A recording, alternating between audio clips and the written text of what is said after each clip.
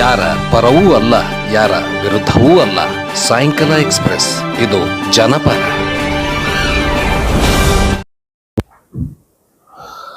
ನಮಸ್ಕಾರ ವೀಕ್ಷಕರೇ, ಸಾಯಂಕಾಲ ಎಕ್ಸ್‌ಪ್ರೆಸ್ಗೆ ಸ್ವಾಗತ. ನಾನು ಯೂಸುಫ್ ನವಾರ್. ವೀಕ್ಷಕರೇ, ಏನು ಕಳೆದ ವಿಧಾನಸಭೆಯಲ್ಲಿ ಮೊನ್ನೆ ತುಂಬಾ ಚರ್ಚೆಗೆ ಮಾಡಿರ್ತಕ್ಕಂಥ ಮತ್ತು ಬಹಳ ವಿಷಯವನ್ನ ಅದ್ಭುತವಾಗಿ ಮಾತನಾಡಿರ್ತಕ್ಕಂಥ ಏನು ವಿಜಯಪುರದ ಪಿಪಿಪಿ ಹೋರಾಟಗಾರರ ಕುರಿತು ಧ್ವನಿಯನ್ನ ಎತ್ತಿ ಸದನದಲ್ಲಿ ತಮ್ಮ ವಿಶೇಷತೆಯನ್ನು ತೋರಿಸಿರ್ತಕ್ಕಂಥ ಮೊನ್ನೆ MLC ಅವರಾಗಿರ್ತಕ್ಕಂಥ ಕೇಶವ್ ಪ್ರಸಾದ್ ಸರ್ ನಮ್ಮ ಜೊತೆಲಿದ್ದಾರೆ. ಬನ್ನಿ ಕೇಶವ್ ಪ್ರಸಾದ್ ಸರ್, ತಮಗೆ ನಮಸ್ಕಾರ, ಸ್ವಾಗತ ಸರ್. ತಾವು ಈಗಾಗಲೇ ಏನು ವಿಜಯಪುರ ಪಿಪಿಪಿ ಹೋರಾಟಗಾರರ ಪರವಾಗಿ ಸದನದಲ್ಲಿ ತಾವು ಧ್ವನಿ ಎತ್ತಿದ್ದೀರಿ. ಈ ಪಿಪಿಪಿ ಹೋರಾಟ ಕುರಿತಾಗಿ ತಮಗೆ ಮೊದಲು ಗಮನಕ್ಕೆ ಬಂದಿದ್ದು ಹೇಗೆ ಸರ್? ನೋಡಿ, ಈ ವಿಜಯಪುರ ಜಿಲ್ಲೆನಲ್ಲಿ ಒಂದು ಮೆಡಿಕಲ್ ಹಾಸ್ಪಿಟಲ್ ಇದೆ. ಅದು ಸುಸಜ್ಜಿತವಾದಂತಹ ಹಾಸ್ಪಿಟ್ಲು. ಮತ್ತೆ ಅದಕ್ಕೊಂದು 153 ಎಕರೆ ಜಾಗದ ವಿಸ್ತೀರ್ಣ ಇದೆ. ಮತ್ತೆ ಈಗಾಗಲೇ ಸಾಕಷ್ಟು ಸೌಲಭ್ಯಗಳಲ್ಲಿ ದೊರೀತಾ ಇದೆ ಅನ್ನುವಂಥದ್ದು ಇದ್ದಾಗ ಇದನ್ನ ಸರ್ಕಾರ ಮುತುವರ್ಜಿ ವಹಿಸಿ ಒಂದು ಕಾಲೇಜ್ ಆಗಿ ಅಭಿವೃದ್ಧಿ ಪಡಿಸುವಂತ ದೃಷ್ಟಿಯಿಂದ ಯಾಕೆ ಹಿನ್ನಡೆ ಆಗಿದೆ ಅನ್ನುವಂಥದ್ದು ಅಲ್ಲಿಯ ಕೆಲವಾರು ಮಂದಿ ನನ್ನ ಹತ್ರ ವಿಷಯನ ತಿಳಿಸಿದಾಗ, ಹಾಗೆ ಇದಕ್ಕೊಂದು ಹೋರಾಟ ನಡೀತಾ ಇದೆ. ಹೋರಾಟಕ್ಕೆ ಏನಿದೆ, ಎಷ್ಟೊಂದು ದಿನದಿಂದ ಅವರು ಹೋರಾಟದಲ್ಲಿ ಭಾಗವಹಿಸಿದ್ದಾರೆ ಅಂತಂದ್ರೆ ಅದ್ರ ಬಗ್ಗೆ ಅವ್ರಿಗಿರುವಂತ ಆಸ್ತಿ ಏನು? ನಿಜವಾಗ್ಲೂ ಅವರು ಕಳಕಳಿಯಿಂದ ಕೂತಿಲ್ದೇನೆ ಸುಮ್ಮನೆ ಅವರ ಸ್ವಯಂ ಹಿತಾಸಕ್ತಿ ಏನು ಇರಲ್ಲ.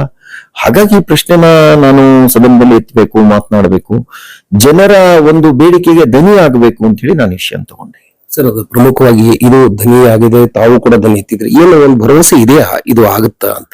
ನೋಡಿ, ಖಂಡಿತ ಆಗ್ಬೇಕು. ನಾನು ಹೇಳೋದು, ಸರ್ಕಾರ ಜನಪರ ಸರ್ಕಾರ. ಯಾವಾಗ್ಲೂ ಸರ್ಕಾರ ಯಾರದೇ ಆಗಿರ್ಲಿ, ಸರ್ಕಾರವನ್ನ ಒತ್ತಾಯ ಮಾಡುವಂಥದ್ದು ನಮ್ ಕರ್ತವ್ಯ, ಜನರ ಕರ್ತವ್ಯನೂ ಕೂಡ, ಚುನಾಯಿತ ಪ್ರತಿನಿಧಿಗಳ ಕರ್ತವ್ಯನೂ ಕೂಡ. ನನ್ನ ಅನಿಸಿಕೆ ಏನು ಅಂತಂದ್ರೆ, ಖಂಡಿತವಾಗ್ಲೂ ಸರ್ಕಾರ ಇದನ್ನ ಸಕಾರಾತ್ಮಕವಾಗಿ ಸ್ಪಂದಿಸುತ್ತೆ, ಈ ಕೆಲಸ ಮಾಡುತ್ತೆ. ಯಾಕೆಂದ್ರೆ ಇದು ಒಬ್ರು ಇಬ್ರು ಬೇಡಿಕೆ ಅಲ್ಲ, ಇಡೀ ವಿಜಯಪುರ ಜಿಲ್ಲೆಯ ಬೇಡಿಕೆ. ಹಾಗಾಗಿ ಜಿಲ್ಲೆಯ ಬೇಡಿಕೆಯನ್ನ ತಳ್ಳಾಕುವಷ್ಟು ಶ್ರೀಮಂತವಾಗಿ ಯಾವುದೇ ಸರ್ಕಾರ ಇರಲ್ಲ. ಹಾಗಾಗಿ ನಾನು ಇದನ್ನ ಮಾಡ್ತಾರೆ ಅನ್ನುವಂತ ಭರವಸೆ ನನಗಿದೆ. ಅಂದ್ರೆ ಬಹಳ ಪ್ರಮುಖವಾಗಿ ಏನಂತಂದ್ರೆ, ಇಲ್ಲಿ ಬಸವನಗೌಡ ಪಾಟೀಲ್ ಯತ್ನಾಳ್ ಅವರು ಸದನದಲ್ಲಿ ಕಳೆದ ಬಾರಿ ಏನು ಶರಣ್ ಪ್ರಕಾಶ್ ಪಾಟೀಲ್ ಅವರ ಜೊತೆ ಚರ್ಚೆಯಲ್ಲಿ ನಾನು ಕೂಡ 500 ಕೋಟಿ ಇನ್ವೆಸ್ಟ್ಮೆಂಟ್ ಮಾಡಿ ಆದ್ರೂ ಪರವಾಗಿಲ್ಲ ಪಿಪಿಪಿ ಮಾಡೋಣ ಅನ್ನುವಂಥದ್ದು ಹೊಂದಾಣಿಕೆಯ ಮಾತುಕತೆಗಳು ಚರ್ಚೆಗೆ ಗ್ರಾಸ ಆಗ್ತದೆ. ಅವಾಗ ಇದು ಹೊರಗಡೆ ಬರ್ತದೆ, ಒಂದು ಪ್ರಪಗಂಡ ನಡೆದಿದೆಯಾ ಅಂತಕ್ಕಂಥದ್ದು. ಇದು ಪ್ರಪಗಂಡ ಅಂತ ಅನಿಸ್ತದ ಸರ್, ಹೇಗೆ? ನೋಡಿ ಯೂಸುಫ್ ಅವರೇ, ನಾನು ಹೇಳುವಂಥದ್ದು ಜನಪ್ರತಿನಿಧಿಗಳ ಒಬ್ಬೊಬ್ಬರ ಅಭಿಪ್ರಾಯವು ಅವರವರ ಮಟ್ಟಕ್ಕೆ ಅದು ಹೇಗಿರುತ್ತೆ ಅಂತ ಗೊತ್ತಿಲ್ಲ. ಯಾಕಂದ್ರೆ ನನಗೆ ನೀವು ಹೇಳ್ತಾ ಇರುವಂತ ವಿಷಯಗಳನ್ನ ಯಾವ ಹಿನ್ನೆಲೆಯಲ್ಲಿ ಅವರು ಮಾತನಾಡಿದ್ದಾರೆ ಅನ್ನುವಂಥದ್ರ ಬಗ್ಗೆ ಚರ್ಚೆ ಆಗಿದೆ. ಚರ್ಚೆ ಆದಾಗ ಕೋಟಿ ನಾನು ಇನ್ವೆಸ್ಟ್ಮೆಂಟ್ ಮಾಡ್ತೀನಿ ಅಂತ ಹೇಳಿ ನಾನು ಹೇಳುವಂಥದ್ದು, ಸರ್ಕಾರ ನನ್ನ ಹತ್ರ ಹಣ ಇಲ್ಲ, ನಾನು ಹಿಂಜರಿತಾ ಇದ್ದೀನಿ, ಇದನ್ನ ಏನ್ ಮಾಡೋದು ಅನ್ನುವಂತ ಚಿಂತೆ ಒಳಪಟ್ಟಿದ್ದೀನಿ ಅನ್ನುವಂತ ವಾತಾವರಣ ಇದ್ದಾಗ ಯಾಕೆ ಯೋಚನೆ ಮಾಡ್ತೀರಿ, ನಾನು ನನ್ ದುಡ್ಡು ಹಾಕ್ತೀನಿ ಮಾಡ್ರಿ ಅಂತ ಹಾಕಿರ್ಬಹುದು ಅವರು. ಅದರಲ್ಲಿ ಸ್ವಯಂ ಹಿತಾಸಕ್ತಿ ಇತ್ತು ಅಂತ ನನಗೇನ್ ಅನ್ಸಲ್ಲ. ನಾನು ಹೇಳುವಂಥದ್ದು ಕಳಕಳಿ ಸಾಮಾನ್ಯವಾಗಿ ಸರ್ಕಾರ ಮುಂಬರಬೇಕು, ಬಜೆಟ್ ಮೇಲೆ ಅಲೋಕೇಶನ್ ಕೊಡಬೇಕು, ಒಂದು ವಿಶೇಷ ಅನುದಾನವನ್ನ ಕೊಟ್ಟು ಇದನ್ನ ಮಾಡಬೇಕು ಅನ್ನುವಂಥದ್ದು ಎಲ್ಲರ ಬೇಡಿಕೆ. ಅವ್ರ ಬೇಡಿಕೆ ಕೂಡ ಆಗಿತ್ತು ಅಂತ ಅನ್ಕೊಂಡಿದ್ದೀನಿ. ಯಾಕಂದ್ರೆ ಅವ್ರನ್ನೇ ಪ್ರಶ್ನೆ ಮಾಡಿದಾಗ ಅದು ನಿಮ್ಗೆ ಗೊತ್ತಾಗತ್ತೆ ಏನು ಅಂತ.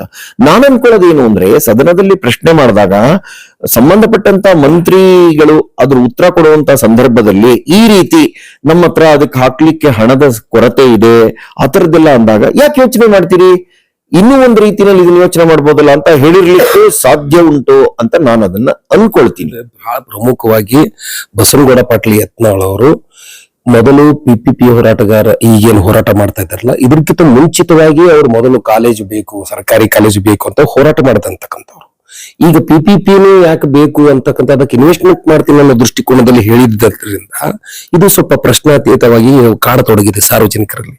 ಇದು ಏನು ದ್ವಂದ್ವದ ನೀತಿ ಅಂತಕ್ಕಂಥ. ನೋಡಿ, ನಾನ್ ಹೇಳುವಂಥದ್ದು, ಸರ್ಕಾರದ ಹತ್ರ ಯಾವುದೇ ಫಂಡ್ಸಿನ ಕೊರತೆ ಇರಬಾರದು. ಮತ್ತೆ ಒಂದು ಸರ್ಕಾರಕ್ಕೆ ಹಣ ಹಾಕುವಂಥದ್ದು ಅಂತಂದ್ರೆ ಯಾವ ಕ್ಷೇತ್ರಕ್ಕೆ ಅನ್ನುವಂತ ಆದ್ಯತೆಗಳು ಬರುತ್ತೆ. ಇದೊಂದು ಸಾರ್ವಜನಿಕರಿಗೆ ಉಪಯೋಗ ಆಗುವಂತ ಆದ್ಯತೆಯ ಕ್ಷೇತ್ರ ಇದು. ಇದಕ್ಕೆ ಯಾರ್ದೋ ಮರ್ಜಿಗ್ ಬೀಳುವಂತದ್ದು, ಯಾರೋ ನಾನು ಹಣ ಹಾಕ್ತೀನಿ ಅನ್ನುವಂಥದ್ರ ಯಾವುದನ್ನು ಸರ್ಕಾರ ಕೇಳೋ ಅವಶ್ಯಕತೆ ಇಲ್ಲ. ಸರ್ಕಾರ ನಾವೇ ಹಾಕ್ತೀವಿ, ನೀವು ಕೈ ಜೋಡಿಸಿ, ನೀವು ಕೂಡ ನಿಮ್ ಸಹಕಾರವನ್ನ ಕೊಡಿ, ಬೇರೆ ಎಲ್ಲಾ ರೀತಿನಲ್ಲೂ ನಾವು ಇದನ್ನ ತುಂಬಾ ಚೆನ್ನಾಗಿ ಅಭಿವೃದ್ಧಿ ಮಾಡ್ತೀವಿ ಅನ್ನುವಂತ ಹೇಳಿಕೆಯನ್ನ ಸರ್ಕಾರ ಕೊಡಬೇಕು ಅಂತ ಅನ್ಕೊಳ್ತೀನಿ. ಅದು ಚುನಾಯಿತ ಪ್ರತಿನಿಧಿಗಳಲ್ಲಿ ಪಕ್ಷ ಭೇದ ಮರೆತು ಜನರ ಹಿತದೃಷ್ಟಿಯಿಂದ ಎಲ್ಲರೂ ಕೈ ಜೋಡಿಸ್ಬೇಕು. ಇದನ್ನ ಎಲ್ಲೋ ನಾವು ನಮ್ಮ ಹಿತಕ್ಕೆ ಇದನ್ನ ಬಳಸ್ಕೋತೀವಿ ಅನ್ನೋ ರೀತಿಯಲ್ಲಿ ಯಾರೂ ಮುಂದಾಗಬಾರ್ದು. ಆ ರೀತಿ ಆಗುವಂತದ್ದನ್ನ ಸಾರ್ವಜನಿಕರು ಕೂಡ ಧ್ವನಿ ಎತ್ತಿದ್ದಾರೆ, ಸರ್ಕಾರನು ಕೂಡ ಅರ್ಥ ಮಾಡ್ಕೋಬೇಕು. ಇದಕ್ಕೆ ಅವಕಾಶ ಕೊಡಬಾರ್ದು ಅನ್ನುವಂಥದ್ದು ನನ್ನ ಅಭಿಪ್ರಾಯ. ಈಗ ನಾಳೆ ಮತ್ತೆ ಇದು ಎಲ್ಲೋ ಒಂದ್ ಕಡೆ PPPನೇ ಮಾಡುವಂತ ಪರಿಸ್ಥಿತಿ ಬಂದ್ರೆ ತಮ್ಮ ಒಂದು ನಿಲುವು ಯಾವ ರೀತಿ ಇರುತ್ತೆ? ನೋಡಿ, ನಾನು ಹೇಳುವಂತದ್ದು ಎಲ್ಲಾ ಜಿಲ್ಲೆಗಳಲ್ಲೂ PPP ನಲ್ಲಿ ಮಾಡಿದ್ದೀರಾ ನೀವು? ಎಷ್ಟು ಜಿಲ್ಲೆಗಳಲ್ಲಿ PPP ಆಗಿದೆ? ಅದರದ್ದು ಯೋಚನೆ ಮಾಡಬೇಕು. ಸರ್ಕಾರ ಬೇರೆ ಜಿಲ್ಲೆಗಳಲ್ಲಿ PPP ಮಾಡ್ತಾ ಇಲ್ಲ, ತನ್ನ ದುಡ್ಡನ್ನು ಹಾಕಿ ಇದನ್ನ ಅಭಿವೃದ್ಧಿ ಪಡಿಸ್ತಾ ಇದೆ ಅಂದ್ರೆ ಬಿಜಾಪುರದ ಬಗ್ಗೆ ಮಲತಾಯಿ ಧೋರಣೆ ಯಾಕೆ? ಬಿಜಾಪುರ ಏನು ಕರ್ನಾಟಕದ ಆಚೆ ಇಲ್ವಲ್ಲ? ಹಾಗಾಗಿ ಬಿಜಾಪುರಕ್ಕೂ ಕೂಡ ತುಂಬಾ ಆದ್ಯತೆಯ ಮೇರೆಗೆ ಹಣ ತೊಡಗಿಸ್ಬೇಕು, ಮಾಡಬೇಕು. ಬೇರೆ ಎಲ್ಲ ಯೋಚನೆಯನ್ನ ಬಿಡಿ, ಜನರ ಬೇಡಿಕೆಯನ್ನ ಸರ್ಕಾರನೇ ಮುಂದೆ ನಿಂತು ಸರ್ಕಾರದ ಒಂದು ನೇತೃತ್ವದಲ್ಲಿ ಇದು ನಡೆಯೋ ರೀತಿಯಲ್ಲಿ ಆಗ್ಬೇಕು. MB ಪಾಟೀಲ್ರು ಹೇಳಿದ್ರು ಇವತ್ತು ಬೆಳಿಗ್ಗೆ ಪತ್ರಿಕಾಗೋಷ್ಠಿಯಲ್ಲಿ ಕೂಡ, ಏನಂತಂದ್ರೆ ಬಿಜೆಪಿ ನರೇಂದ್ರ ಮೋದಿ ಅವರು ಕೂಡ PPPಗೆ ಬಹಳ ಒತ್ತು ನೀಡ್ತಾ ಇದ್ದಾರೆ. ಇಡೀ ರಾಷ್ಟ್ರವ್ಯಾಪಿಯಲ್ಲಿ PPP, ಇದಕ್ಕೆ ಬಿಜೆಪಿ ಅವರು ಹೇಗೆ ವಿರೋಧ ಮಾಡ್ಲಿಕ್ಕೆ ಸಾಧ್ಯ ಅನ್ನುವಂತ ಪ್ರಶ್ನೆ ಅವರು ಕೂಡ ಕೇಳಿರ್ತಕ್ಕಂಥದ್ದು. ನೋಡಿ, ಅವರು ನರೇಂದ್ರ ಮೋದಿ ಅವರು ಹೇಳಿರುವಂತ ಮಾತು ಯಾವ ಕ್ಷೇತ್ರಕ್ಕೆ PPP ಅದು ಮುಖ್ಯ. ನಾನು ಹೇಳುವಂತದ್ದು ರಾಷ್ಟ್ರವ್ಯಾಪಿಯಲ್ಲಿ PPPಗೆ ಸಪೋರ್ಟ್ ಮಾಡ್ತಾ ಇದ್ದಾರೆ ನರೇಂದ್ರ ಮೋದಿ ಅವರೇ ಇದು ಕಾನ್ಸೆಪ್ಟ್ ಅಂತ. ನಾನು ಹೇಳುವಂತದ್ದು ಕ್ಷೇತ್ರ ಯಾವುದು ಅನ್ನುವಂಥದ್ರ ಮೇಲೆ ಹೋಗುತ್ತೆ. ಎಲ್ಲೋ ಒಂದ್ ಕಡೆ ದೊಡ್ಡ ಬಂಡವಾಳ ಬೇಕು, ಹೂಡಿಕೆ ಬೇಕು ಅಂತ ಅಂದಾಗ ಅಲ್ಲಿ PPP ಅವಶ್ಯಕತೆ ಇದೆ. ರಾಷ್ಟ್ರ ನಿರ್ಮಾಣದ ಕಾರ್ಯ ಅದು. ದೊಡ್ಡ ಶಿಪ್ ಯಾರ್ಡ್ ಅನ್ನು ಕಟ್ಟಬೇಕಪ್ಪ, ನಾವು ಸರ್ಕಾರನೇ ಕಟ್ಟಬೇಕು ಅಂತ ನಿಯಮನ. ಒಂದ್ ದೊಡ್ಡ ಏರ್ಪೋರ್ಟ್ ಅನ್ನು ನಿರ್ಮಾಣ ಮಾಡಬೇಕು, ಆಗ ಪ್ರೈವೇಟ್ ಪಬ್ಲಿಕ್ ಪಾರ್ಟಿಸಿಪೇಷನ್ ಅಲ್ಲಿ ಹೋಗ್ಬೇಕಲ್ವಾ? ಯಾವುದೋ ಒಂದು ತುಂಬಾ ದೊಡ್ಡ ರೀತಿಯಾದಂತಹ 10,000 ಜನಕ್ಕೆ ಉದ್ಯೋಗ ಕೊಡುವಂತಹ ಕ್ಷೇತ್ರಕ್ಕೆ ನಾವು ಓಪನ್ ಅಪ್ ಆಗ್ತಾ ಇದ್ದೀವಿ. ಆವಾಗ ನಮ್ಮಲ್ಲಿರುವಂತ ಟೆಕ್ನಾಲಜಿ ಡ್ರಿವನ್ ಕಂಪನಿಗಳು ಬಂಡವಾಳ ಹಾಕ್ಬಾರ್ದು, ನಾನೇ ಹಾಕ್ ಮಾಡ್ತೀನಿ, ಈ ರೀತಿ ಸರ್ಕಾರ ಹೇಳೋ ತಪ್ಪಲ್ವಾ? ಹಾಗಾಗಿ ಯಾವ ಕ್ಷೇತ್ರಕ್ಕೆ ನರೇಂದ್ರ ಮೋದಿ ಅವರು ಬಂಡವಾಳ ಹೂಡಿಕೆ ಮಾಡಬೇಕು ಅನ್ನೋದನ್ನ ಹೇಳಿದ್ದಾರೆ ಅನ್ನೋದನ್ನ ಅವರು ಮಾತಿನ ಕಾಂಟೆಕ್ಸ್ಟ್ ಮೇಲೆ ನೋಡಬೇಕು. ಅವರು ಆರೋಗ್ಯ ಕ್ಷೇತ್ರಕ್ಕೆ ನೀವೆಲ್ಲರೂ ಬಂಡವಾಳ ಹಾಕೊಂಬನ್ನಿ ಅಂತ ಅವರೇನು ಕರೆ ಕೊಟ್ಟಿಲ್ಲ. ಎಲ್ಲೆಲ್ಲಿ ಪ್ರೈವೇಟ್ ಕಾಲೇಜ್ ಇದೆಯಾ ಬರ್ಲಿ, ಅವರು ಕೂಡ ಸರ್ಕಾರದ ಬೇರೆ ಬೇರೆ ಸ್ಕೀಮಿನ ಜೊತೆಗೆ ಸಹಕಾರವನ್ನು, ಆಯುಷ್ಮಾನ್ ಭಾರತ್ ಬಂದಿದೆ, ಆಯುಷ್ಮಾನ್ ಭಾರತ್ಗೆ ಪ್ರೈವೇಟ್ ಎಸ್ಟಾಬ್ಲಿಷ್ಮೆಂಟ್ಸ್ ವಿರೋಧ ತೋರಿಸ್ಬೇಕು ಅಂತ ಏನಿಲ್ವಲ್ಲ, ಹಾಸ್ಪಿಟಲ್ಸ್ ಅವರು ಇದ್ರ ಜೊತೆಗೆ ಸಹಯೋಗ ತಗೊಂಡು ಸರ್ಕಾರದನ್ನು ಉಪಯೋಗಿಸಿ. ಆದ್ರೆ ಜಿಲ್ಲೆನಲ್ಲಿ ಮೆಡಿಕಲ್ ಕಾಲೇಜ್ ಮಾಡಬೇಕು. ನಾನು ಉದಾಹರಣೆ ಕೊಡ್ತೀನಿ, ಉತ್ತರ ಪ್ರದೇಶದಲ್ಲಿ ಪ್ರತಿಯೊಂದು ಜಿಲ್ಲೆಯಲ್ಲೂ ಮೆಡಿಕಲ್ ಕಾಲೇಜ್ ಸರ್ಕಾರ ಮಾಡಿದೆ. ಪಬ್ಲಿಕ್ ಪ್ರೈವೇಟ್ ಇದ್ರಲ್ಲೆಲ್ಲ PPP ಮಾಡೆಲ್ ಅಲ್ಲ, ಅದು ಗೌರ್ಮೆಂಟ್ ಮಾಡಿದೆ, ಸರ್ಕಾರವೇ ಮಾಡಿದೆ. ನಮ್ಗಿಂತ ಹೆಚ್ಚು ಜಿಲ್ಲೆಗಳಿವೆ, ಸುಮಾರು 20 ಕೋಟಿಗಿಂತ ಜಾಸ್ತಿ ಜನಸಂಖ್ಯೆ ಇರುವಂತಹ ಒಂದು ಬೃಹತ್ ರಾಜ್ಯ ಅದು. ಹಾಗಾಗಿ ಅಂತವರೇ ಮಾಡಿದ್ದಾರೆ ಅಂತ ಅಂದ್ರೆ ನಾವ್ ಯಾಕೆ ಅದ್ರ ಬಗ್ಗೆ ಯೋಚನೆ ಮಾಡಬಾರ್ದು? ಪ್ರತಿಯೊಂದು ಜಿಲ್ಲೆಯಲ್ಲೂ ಸರ್ಕಾರವೇ ತನ್ನ ಮೆಡಿಕಲ್ ಕಾಲೇಜ್ಗಳನ್ನ ತರುತ್ತೆ ಅನ್ನುವಂಥದ್ದು ಕರ್ನಾಟಕ ಸರ್ಕಾರಕ್ಕೂ ಆದ್ಯತೆ ಆಗ್ಲಿ ಅನ್ನುವಂಥದ್ದು ನನ್ನ ಆಗ್ರಹ. ಸರ್, ಈಗ ಲಾಸ್ಟ್ ಒಂದಂದ್ರೆ ನಾಳೆ KDP ಮೀಟಿಂಗ್ ಇದೆ ವಿಜಯಪುರದಲ್ಲಿ. ತಮ್ಮ ಒಂದು ಯಾವ ರೀತಿ ವಿಜಯಪುರಕ್ಕೆ ಏನ್ ಅವಶ್ಯಕತೆ ಇದೆ ಮತ್ತು ಯಾವ ರೀತಿ ತಾವು KDP ಮೀಟಿಂಗ್ ಅಲ್ಲಿ ಒಂದು ಪ್ರಶ್ನೆಯನ್ನ ಹಾಕಬಹುದು ಜಿಲ್ಲಾ ಉಸ್ತುವಾರಿ ಸಚಿವರಿಗಾಗ್ಲಿ ಇಲ್ಲಿಯ KDP ಮೀಟಿಂಗ್ ಅಧಿಕಾರಿಗಳಿಗಾಗ್ಲಿ, ಏನು ವಿಷಯ ಸರ್ ಮುಖ್ಯ? ನೋಡಿ, ನಾನೊಬ್ಬ MLC ಆಗಿ ವಿಜಯಪುರ ಜಿಲ್ಲೆಯನ್ನ ನನ್ನ ನೋಡಲ್ ಜಿಲ್ಲೆಯನ್ನಾಗಿ ನಾನು ಆರಿಸ್ಕೊಂಡಿದ್ದೀನಿ. ಈ ಸಂದರ್ಭದಲ್ಲಿ KDP ಸಭೆ ಅನ್ನುವಂಥದ್ದು ಅತ್ಯಂತ ಮಹತ್ವ ಪಡೆಯುವಂಥದ್ದು. ನನಗೆ ನೆನಪಿರೋಂಗೆ 10 ತಿಂಗಳಾಗೋಗಿದೆ KDP ಸಭೆ. ತಾವು ಕೂಡ ಕಳೆದ ಬಾರಿ KDP ಇದ್ರಿ. ಅಂದ್ರೆ ನನಗೆ ಇಷ್ಟು ಅಂತರವನ್ನು ಕೊಟ್ಟು KDP ಸಭೆಗಳನ್ನ ನಡೆಸಬಾರದು. KDP ಸಭೆಯನ್ನ 3 ತಿಂಗಳಿಗೊಮ್ಮೆ ನಡೆಸಬೇಕು ಅನ್ನುವಂಥದ್ದಿದೆ. ವರ್ಷದಲ್ಲಿ ಕನಿಷ್ಠ 4 ಸಭೆಗಳು ಆಗಬೇಕು. ನೀವು 10 ತಿಂಗಳ ಅವಧಿಯ ಒಂದು ದೊಡ್ಡ ಗ್ಯಾಪ್ ಅನ್ನು ಕೊಟ್ಬಿಟ್ಟಾಗ ಕಳೆದ PDP ಸಭೆಯಲ್ಲಿ ಏನಾಗಿತ್ತು, KDP ಸಭೆಯಲ್ಲಿ ಏನಾಗಿತ್ತು ಅನ್ನುವಂಥದ್ದನ್ನೇ ನಾವು ಮರ್ತಂಗಾಗೋಗಿರುತ್ತೆ. KDP ಸಭೆಯ ಪ್ರತಿಯೊಂದು ವಿಚಾರಗಳು ಜಿಲ್ಲೆಗೆ ಸಂಬಂಧಪಟ್ಟಂತೆ, ಸಮಗ್ರ ಅಭಿವೃದ್ಧಿಗೆ ಸಂಬಂಧಪಟ್ಟಂತೆ, ಎಲ್ಲ ಇಲಾಖೆಗಳಿಗೆ ಸಂಬಂಧಪಟ್ಟಂತೆ ಒಂದು ರಿವ್ಯೂ ಮಾಡುವಂಥದ್ದು. ಇದನ್ನ ಕಾಲಕ್ಕೆ ಮಾಡಬೇಕು.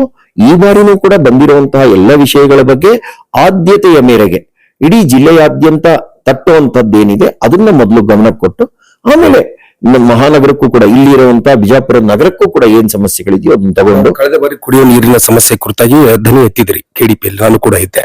ಹಾಗಾಗಿ ಇದು ಇಲ್ಲಿವರೆಗೆ ಏನು ಇಂಪ್ಲಿಮೆಂಟ್ ಆಗಿದೆ ಅನ್ನೋದ್ರ ಕುರಿತಾಗಿ ನಿಮಗೂ ಅದು ನೆನಪಿದೆಯಾ ಅಂತಕ್ಕಂಥದ್ದು? ಅಲ್ಲ, ಈಗ ಅವರು ರಿಪೋರ್ಟ್ ಕೊಡ್ತಾರಲ್ಲ, ಈಗ ಅವರಲ್ಲಿ ಏನ್ ರಿಪೋರ್ಟ್ ಕೊಡ್ತಾರೆ ಅನ್ನೋದನ್ನ ನಾನು ನೋಡ್ತೀನಿ. ಆ ರಿಪೋರ್ಟ್ ನಲ್ಲಿ ಎಷ್ಟು ಪ್ರಗತಿಯಾಗಿದೆ ಮತ್ತೆ ಎಷ್ಟು ನಾವು ಕೇಳಿದಂತ ಪ್ರಶ್ನೆಗಳನ್ನ ಆಧರಿಸಿ ಸುಧಾರಣೆ ನಡೆದಿದೆ ಅನ್ನುವಂಥದ್ದನ್ನ ನಾನು ಗಮನಿಸ್ತೀನಿ. ಅದನ್ನ ಗಮನಿಸಿದ ನಂತರ ನಾನು ಸಭೆನಲ್ಲಿ ಖಂಡಿತವಾಗ್ಲೂ ಮಾತನಾಡ್ತೀನಿ. ಜನರ ಪ್ರತಿಯೊಂದು ಸಮಸ್ಯೆ, ಅದು ನೀರಿರ್ಬಹುದು, ವಿದ್ಯುತ್ ಇರಬಹುದು, ಸಮಗ್ರವಾದಂತಹ ಅಭಿವೃದ್ಧಿಗೆ ಸಂಬಂಧಪಟ್ಟಿರುವಂತದ್ದು ಇರ್ಬೋದು, ಎಲ್ಲದ್ರ ಬಗ್ಗೆನೂ ಕೂಡ ಧ್ವನಿ ಎತ್ತುವಂಥದ್ದು ನನ್ನ ಆದ್ಯ ಕರ್ತವ್ಯ. ಹಾಗಾಗಿ ಒಂದು ನೋಡಲ್ ಜಿಲ್ಲೆಯಾಗಿ ನಾನು ಆರಿಸ್ಕೊಂಡ ಮೇಲೆ ಖಂಡಿತ ಕೆಡಿಪಿ ಸಭೆಯಲ್ಲಿ ಎಲ್ಲ ಅಧಿಕಾರಿಗಳಿರ್ತಾರೆ, ಸನ್ಮಾನ್ಯ ಮಂತ್ರಿಗಳಿರ್ತಾರೆ. ಹಾಗಾಗಿ ಇವರೆಲ್ಲರ ಸಮ್ಮುಖದಲ್ಲಿ ಸಮಸ್ಯೆಗೆ ಪರಿಹಾರವನ್ನ ಕಂಡುಹಿಡ್ಕೊಳ್ಳುವಂತ ಒಂದು ಪ್ರಯತ್ನವನ್ನ ಖಂಡಿತ ಮಾಡ್ತೀವಿ. ಇದಿಷ್ಟು ನಮ್ಮ ಜೊತೆ ಕೇಶವ ಪ್ರಸಾದ್ ಸರ್ ಅವರು ಬಹಳ ಸ್ಪಷ್ಟವಾಗಿ ಹೇಳಿದ್ದಾರೆ. ಕೆಡಿಪಿ ಮೀಟಿಂಗ್ಗಳು ಪದೇ ಪದೇ ಆದರೆ ಮಾತ್ರ ಅಭಿವೃದ್ಧಿಗೆ ಹೆಚ್ಚಿನ ಒತ್ತು ಕೊಡಬಹುದು ಅನ್ನೋ ದೃಷ್ಟಿಕೋನದಲ್ಲಿ ಮಾತಾಡಿರ್ತಕ್ಕಂಥದ್ದು ಮತ್ತು ಪಿಪಿಪಿ ಹೋರಾಟಗಾರರ ಕುರಿತಾಗಿ ಬಹಳ ಸ್ಪಷ್ಟವಾದ ನಿಲುವನ್ನು ಸ್ಪಷ್ಟಪಡಿಸಿದ್ದಾರೆ. ಮುಂಬರುವ ದಿನಗಳಲ್ಲಿ ಇಂತಹ ಸಮಸ್ಯೆಗಳಿಗೆ ಎಲ್ಲದಕ್ಕೂ ನಮ್ಮ ಕೇಶವ ಪ್ರಸಾದ್ ಸರ್ ಅವರು ನಿಂತಿದ್ದಾರೆ, ಮುಂದೆ ನಿಲ್ತಾರೆ ಅಂತಕ್ಕಂಥ ಆತ್ಮವಿಶ್ವಾಸದೊಂದಿಗೆ ಸಾಯಂಕಾಲ ಎಕ್ಸ್ಪ್ರೆಸ್ ವಿಜಯಪುರ. ಯಾರ ಪರವೂ ಅಲ್ಲ, ಯಾರ ವಿರುದ್ಧವೂ ಅಲ್ಲ. ಸಾಯಂಕಾಲ ಎಕ್ಸ್ಪ್ರೆಸ್, ಇದು ಜನಪರ.